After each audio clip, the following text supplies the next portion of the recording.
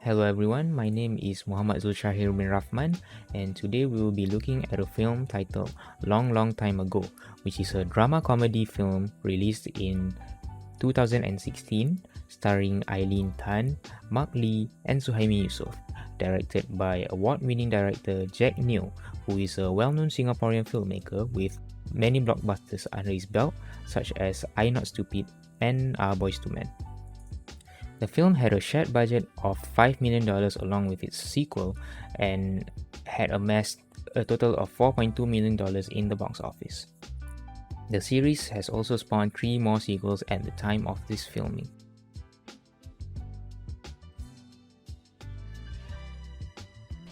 The premise of the film involves the wife of a coffee shop owner named Lim Dao-zi, who is forced to move back to her parents' house along with her children after her husband's death.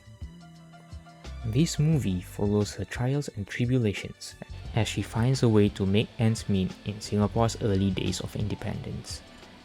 The movie takes place at the start of Singapore's independence on the 9th of August 1965 all the way to the nationwide flood in 1969. The kampung houses, outdoor stalls, and vintage appliances and vehicles successfully brings to life the mid to late 60s Singapore setting. In terms of the cinematography and setting, I feel that they have done a good job in terms of immersing the audience in the time period the movie was set in. The yellow-hued color grading used additionally gives off the nostalgic vibe to the film. Also, archived footage from the 60s was shown to provide an explanation for the historic events which took place in Singapore. The director also used CGI for still frames in action scenes, which I think is quite creative as well.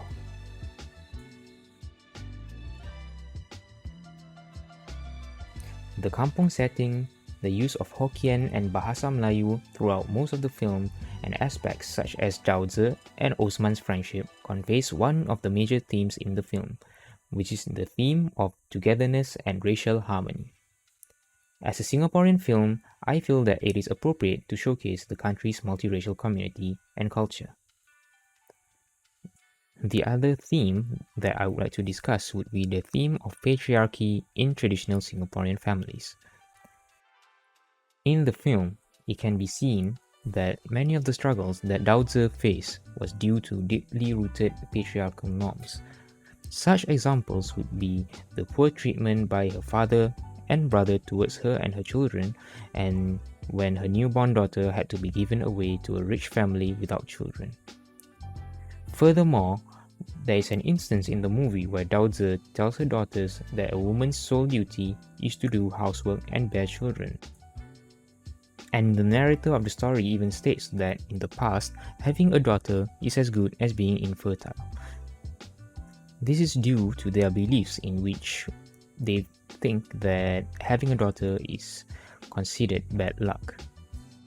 These examples show that women were discriminated and were forced to conform to unfair social norms at the time, which are also affected by superstition and beliefs.